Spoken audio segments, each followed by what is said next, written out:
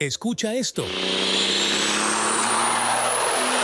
Durante décadas, el Perkins 6354 fue uno de los motores diésel más queridos de América Latina. Lo mismo impulsaba camiones de carga que autobuses de pasajeros. Trabajó en tractores, cosechadoras, generadores eléctricos, maquinaria industrial y hasta embarcaciones. Era tan confiable que algunos mecánicos bromeaban diciendo que su mayor problema era precisamente ese, que no se rompía. Y para el negocio de hoy en día, eso no siempre conviene. Entonces la pregunta es inevitable. Si era tan bueno y tan confiable, ¿por qué lo mataron? Y si todavía existen miles funcionando después de más de 40 años, ¿por qué desapareció de los camiones nuevos? La historia comienza a finales de los años 50. Por aquella época, Perkins buscaba desarrollar un motor que pudiera soportar jornadas interminables de trabajo. No querían fabricar un motor delicado. Querían fabricar un motor capaz de trabajar todos los días durante años. Y así nació el Perkins 6354. Su nombre era bastante sencillo. El número 6 representaba sus 6 cilindros en línea, y el 354 hacía referencia a sus 354 pulgadas cúbicas de cilindrada. Traducido al sistema métrico, estamos hablando de aproximadamente 5,8 litros. Tenía bloque de hierro fundido, inyección mecánica, diseño simple y una construcción extremadamente robusta. No tenía sensores, no tenía computadoras, tampoco tenía módulos electrónicos, y todo dependía de piezas mecánicas. Y precisamente ahí estaba su secreto, porque cuando algo fallaba, normalmente podía repararse. Y eso lo convirtió en un favorito inmediato para transportistas de todo el mundo. Ahora, escucha esto porque aquí empieza la verdadera leyenda.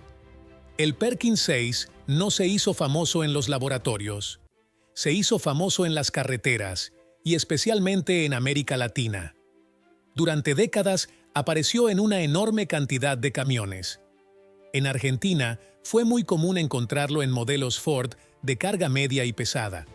Muchos Ford F600, F700, F7000 e incluso algunas configuraciones posteriores de la familia Ford Cargo utilizaron variantes del Perkins 6. En Colombia y Venezuela también se ganó una enorme reputación en vehículos Ford destinados al transporte regional. Pero Ford no fue el único fabricante que apostó por él. Dodge también utilizó este motor en numerosos modelos de trabajo. Los Dodge de 600 y de 800 equipados con Perkins se volvieron extremadamente populares en rutas donde la confiabilidad era más importante que la velocidad. Y había una razón para ello. Mientras otros motores sufrían averías costosas, el Perkins seguía trabajando. Era un motor diseñado para soportar abuso, combustible de calidad dudosa, mantenimiento irregular, altas temperaturas, grandes cargas, y aún así seguía funcionando. Muchos camioneros decían que el Perkins no sabía rendirse. Lo más impresionante es que la fama del Perkins 6 no se limitó a América Latina. En Europa también se convirtió en una referencia. Fabricantes como Comer, ERF, Foden y Seddon Atkinson utilizaron diferentes versiones de este motor. Y eso dice mucho, porque estas compañías tenían acceso a numerosos fabricantes de motores. Sin embargo, muchas veces terminaban escogiendo Perkins.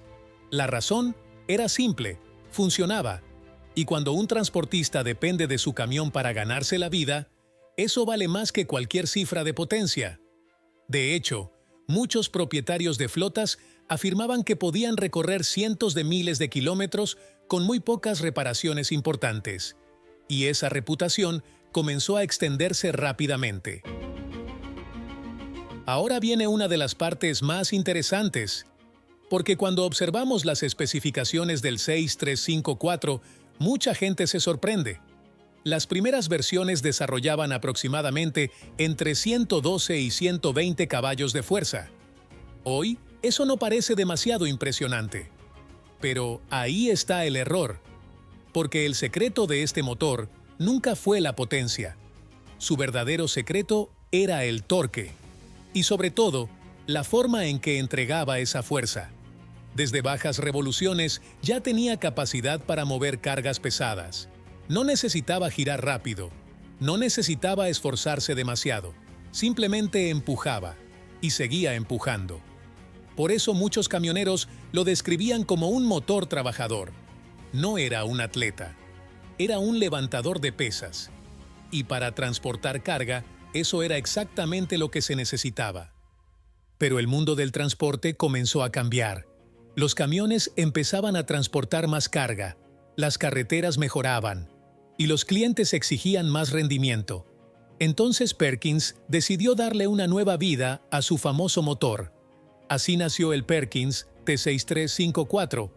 La letra T significaba turbo, y ese pequeño turbocompresor transformó completamente al motor. La potencia aumentó hasta superar los 145 caballos en muchas configuraciones. El torque creció significativamente y los camioneros quedaron encantados, porque seguían teniendo la confiabilidad del viejo Perkins, pero ahora contaban con mucha más fuerza. En regiones montañosas de Colombia, Perú, Ecuador y Chile, esta versión se volvió especialmente popular. Subidas largas, altitudes elevadas, grandes cargas. El turbo ayudaba enormemente en esas condiciones. Muchos conductores afirmaban que el motor parecía despertar cuando el turbo comenzaba a trabajar, y eso ayudó a mantenerlo competitivo durante muchos años más.